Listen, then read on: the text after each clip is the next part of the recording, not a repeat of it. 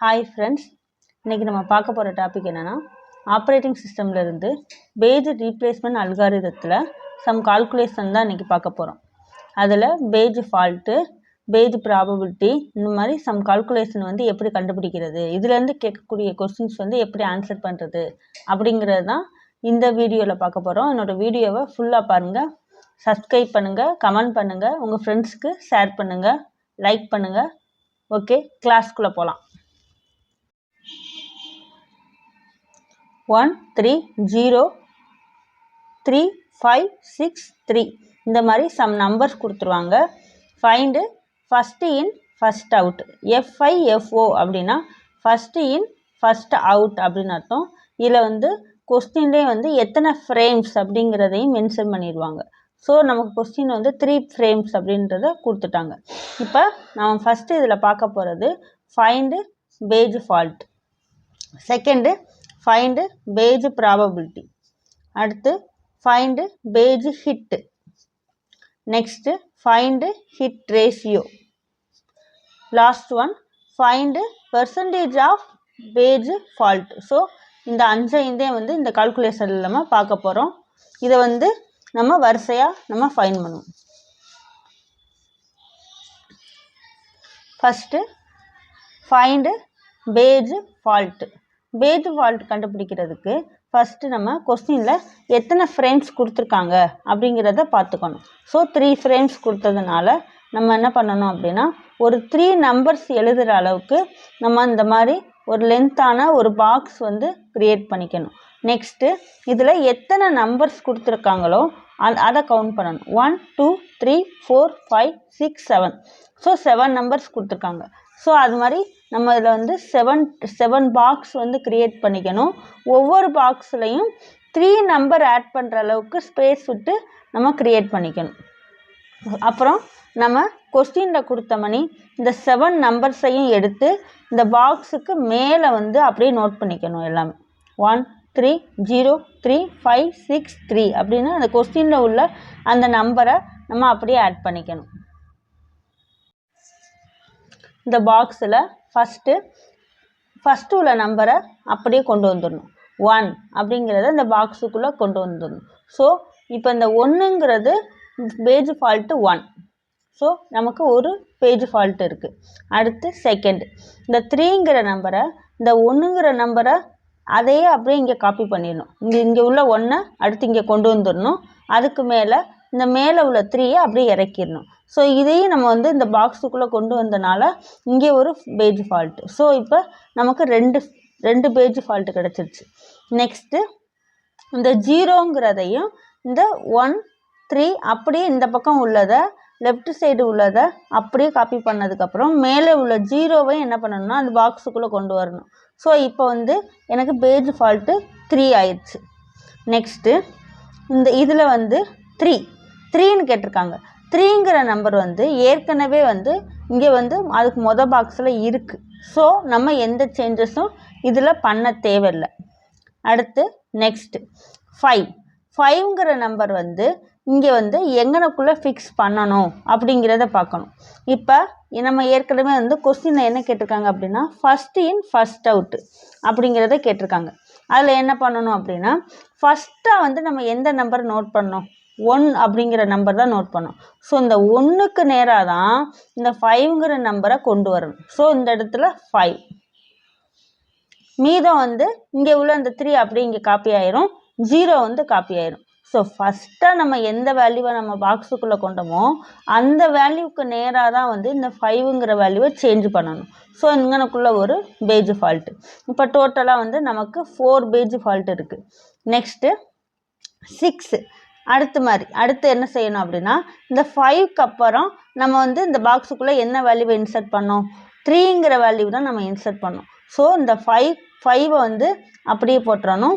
இந்த 6ங்கிற வேல்யூவை 5க்கு அப்புறம் நம்ம என்ன வேல்யூ, இந்த 3ங்கிற வேல்யூ தான் ரெண்டாவதாக நம்ம வந்து இன்சர்ட் பண்ணோம். ஃபஸ்ட்டு இன் ஃபஸ்ட் அவுட்டில் 1 இன்சர்ட் பண்ணியாச்சு. அடுத்து நெக்ஸ்ட்டு 3ங்கிற வேல்யூவுக்கு நேராக தான் இந்த 6ங்கிற வேல்யூவை இன்சர்ட் பண்ணணும். ஸோ 3க்கு நேராக நான் 6ங்கிற வேல்யூவை இன்சர்ட் பண்ணிவிட்டு மற்றபடி இந்த 0 அப்படியே வந்துடும், கீழே உள்ள 5 அப்படியே வந்துடும். ஸோ இங்கனக்குள்ளே ஒரு பேஜ் ஃபால்ட்டு. நெக்ஸ்ட்டு 3 இப்போ இந்த பக்கம் வந்து பார்த்தோம்னா நமக்கு 1க்கு நேராக இன்சர்ட் பண்ணியாச்சு, 3க்கு நேராக இன்சர்ட் பண்ணியாச்சு, 0க்கு நேராக தான் நம்ம இன்சர்ட் பண்ணலை. அப்போ இந்த 3ங்கிற வேல்யூவை இந்த 0க்கு நேராக இன்சர்ட் பண்ணணும். ஸோ 3. மற்றபடி இந்த 6 அப்படியே வந்துடும், 5 அப்படியே வந்துடும். ஸோ இங்கனக்குள்ளே ஒரு பேஜ் ஃபால்ட். ஆக்சுவலாக பேஜ் ஃபால்ட் அப்படின்னா இந்த பாக்ஸுக்குள்ளே நம்ம நம்பரை வந்து இன்சர்ட் எத்தனை வாட்டி பண்ணுறோமோ அதுதான் பேஜ் ஃபால்ட். இந்த 3ங்கிற வேல்யூ வந்து நமக்குள்ளே இன்சர்ட் பண்ணலை. ஸோ இது வந்து பேஜ் ஃபால்ட்டு கிடையாது. ஏன் நம்ம பண்ணலை அப்படின்னா ஏற்கனவே 3ங்கிற வேல்யூ இதில் இருக்குது, அதனால் நம்ம வந்து பண்ணலை. இப்படி தான் வந்து பேஜ் ஃபால்ட்டு கண்டுபிடிக்கணும். ஸோ இப்போ டோட்டல் பேஜ் ஃபால்ட் எத்தனை? 1 2 3 4 5 6. ஸோ 6 பேஜ் ஃபால்ட் வந்து நமக்கு கண்டுபிடிச்சிட்டோம். ஸோ ஒரு பேஜ் ஃபால்ட் வந்து இப்படி தான் கண்டுபிடிக்கணும். நான் திருப்பி ஒரு வாட்டி உங்களுக்கு வந்து ஷார்ட்டாக சொல்லிடுறேன். கொஸ்டினில் உள்ள அந்த 7 நம்பர்ஸை கவுண்ட் பண்ணி அந்த பாக்ஸ் வந்து நம்ம கவுண்ட் பண்ணி 7 பாக்ஸ் க்ரியேட் பண்ணிக்கணும். அந்த நம்பரை நம்ம மேலே அப்படியே எடுத்து எழுதிக்கணும். ஃபஸ்ட்டு உள்ள 1ங்கிற வேல்யூவை கீழே இறக்கணும், அடுத்து 1 3ங்கிற வேல்யூவை இறக்கணும், அடுத்து 1 3 மேலே உள்ள 0வை இறக்கணும். நெக்ஸ்ட்டு 3ங்கிற வேல்யூ இருக்கிறதுனால நம்ம இதை வந்து கன்சிடர் பண்ண தேவையில்லை. அடுத்து 5ங்கிற வேல்யூவை வந்து எங்கனக்குள்ளே எந்த பிளேஸில் இறக்கணும் அப்படின்னா ஃபஸ்ட்டாக நம்ம எந்த வேல்யூ வந்து பாக்ஸுக்குள்ளே கொண்டு வந்தோமோ அந்த வேல்யூக்கு நேராக தான் அந்த 5ங்கிற வேல்யூவை இறக்கணும். அடுத்து மேலே உள்ள வேல்யூஸ் அப்படியே வந்துடும். நெக்ஸ்ட்டு 6. இந்த 6ங்கிற வேல்யூ 1க்கு அப்புறம் நம்ம வந்து 3 தான் நம்ம 2வது வாட்டியாக நம்ம வந்து இன்சர்ட் பண்ணோம் பாக்ஸுக்குள்ளே. ஸோ 3க்கு நேராக தான் வந்து 6ங்கிற வேல்யூவை கொண்டு வரணும். அடுத்து 3வது 0ங்கிற வேல்யூவை தான் வந்து நம்ம இறக்கணும். 0க்கும் வேல்யூக்கு பதிலாக நம்ம இந்த 3யை வந்து கொண்டு வரணும். ஸோ ஒவ்வொரு வேல்யூவுமே அதுக்கு உள்ள வேல்யூவில் வந்து இல்லாத வேல்யூஸ் தான் இருக்கணும். 3ங்கிறது ஏற்கனவே இருந்ததுனால இந்த இடத்துல மட்டும் நம்ம அப்ளை பண்ணலை. ஸோ நம்ம எத்தனை வாட்டி நம்ம வந்து உள்ளே வந்து நம்ம கொண்டு வரோமோ அதை கவுண்ட் பண்ணிக்கிட்டே வரணும். அதோட கவுண்டிங் தான் வந்து page fault. Next page fault probability. Page fault probability கண்டுபிடிக்கிறதுக்கு நம்ம வந்து ஏற்கனவே வந்து எத்தனை பேஜ் ஃபால்ட்டு கண்டுபிடிச்சிருக்கோம் அப்படிங்கிறத பார்க்கணும். நம்ம வந்து 6 பேஜ் ஃபால்ட் கண்டுபிடிச்சிருக்கோம். ஸோ 6 அந்த நமக்கு கொஸ்டினில் உள்ள அந்த நம்பர்ஸு. ஸோ 1 2 3 4 5 6 7 அந்த 7ஆல் நம்ம டிவைட் பண்ணணும். ஸோ பேஜ் ஃபால்ட்டு வேல்யூவையும் கொஸ்டினில் உள்ள டோட்டல் நம்பரையும் டிவைட் பண்ணால் வரக்கூடிய ஆன்சர் தான் வந்து பேஜ் ப்ராபபிலிட்டி. நமக்கான ஆன்சர் வந்து 6/7 அப்படிங்கல நம்மளோட ஆன்சர் வந்து 0.857. Next page hit. Page hit என்ன அப்படின்னா என்ன அப்படின்னா இது வந்து ரொம்ப வெரி சிம்பிள். நமக்கு பேஜ் ஃபால்ட்டு கிடைக்காத கவுண்டிங் தான் வந்து பேஜ் ஹிட்டு. நமக்கு வந்து கொஸ்டினில் வந்து நம்ம பேஜ் ஃபால்ட்டு கண்டுபிடிக்காமல் ஒரே ஒரு பாக்ஸ் மட்டும் பேஜ் ஃபால்ட்டு வரலை. ஸோ ஒரே ஒரு பாக்ஸ் மட்டும் நமக்கு பேஜ் ஃபால்ட்டு வரலை. ஸோ அதோட கவுண்டிங் தான் வந்து நமக்கு பேஜ் ஹிட்டு. பேஜ் ஹிட்டுக்கான வேல்யூ வந்து நம்ம பேஜ் ஃபால்ட்டு இல்லாத பாக்ஸ் தான் வந்து அதோட கவுண்டிங் தான் வந்து பேஜ் ஹிட்டு. நமக்கு ஒரே ஒரு பாக்ஸில் வந்து பேஜ் ஃபால்ட்டு வரலை. ஸோ அதோட ஆன்சர் வந்து 1. நெக்ஸ்ட்டு ஃபைண்டு ஹிட் ரேஷியோ அப்படின்னா நம்ம பேஜ் ஹிட்டோட வேல்யூவை நம்ம கொஸ்டினில் உள்ள அந்த கவுண்டிங் 7 வேல்யூஸ் இருக்குது பார்த்தீங்களா, அந்த கவுண்டிங்கோட நம்ம டிவைட் பண்ணோம்னா அதோட ஆன்சர் ஹிட் ரேஷியோட ஆன்சர் வந்து கிடச்சிரும். இப்போ 1/7ஓட ஹிட் ரேஷியோ ஆன்சர் 0.142. நெக்ஸ்ட்டு ஃபைனலாக பேஜ் ஃபால்ட்டோட பெர்சன்டேஜ் ஆஃப் பேஜ் ஃபால்ட் எப்படி கண்டுபிடிக்கணும் அப்படின்னா நம்ம ஏற்கனவே கண்டுபிடிச்ச பேஜ் ப்ராபபிலிட்டி வேல்யூ என்ன 0.857.